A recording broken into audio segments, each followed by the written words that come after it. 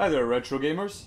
So today I read this really great article on Kotaku UK which discussed, well, death. The link is in the description, but it makes a general point that nowadays in gaming, death is kind of meaningless. And to an extent this is true. In most games when you die it's a minor inconvenience. You move back to a checkpoint, you get to try again, iterate, improve. It's a little bit like Groundhog Day.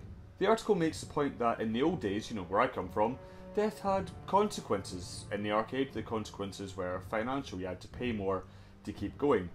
In home consoles, you had lives. If you lost all your lives, you'd wasted an afternoon. You had to go all the way back to the start. There are pros and cons to each approach.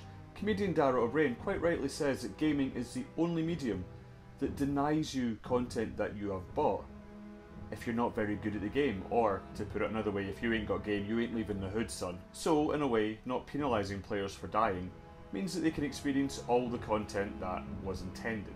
On the other hand, if you play a shooter like Gunstar Heroes and you finally, fucking finally beat that final boss, you feel like you achieved something. There are a couple of exceptions to the old school death versus new school death rule. The first one, Doom. Not everyone remembers that Doom did away with the idea of lives. If you died, you get shunted back to the start of the level with nothing but a pistol. On a side note, this meant that every single level had to have its own difficulty curve, because potentially you could be starting any level with nothing but a pistol.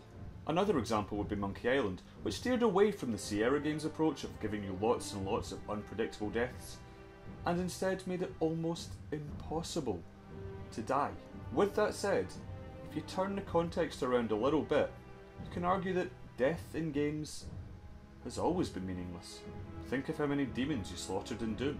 Think of how many pedestrians you ran down in Grand Theft Auto.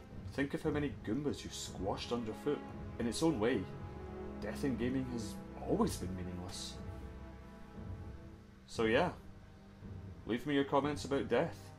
My favourite comment from the last video came from AliRx, who simply said the word goal, but really long and in all caps. It wasn't the response I was expecting, but I appreciate your enthusiasm. Thank you very, very much. If you like this video, hit like, hit subscribe, tell your friends, follow me on Twitter at L_Pinata, and go subscribe to Geek and Sundry vlogs. Also, look out for Mitch Hutz, he makes wonderful geeky cocktails.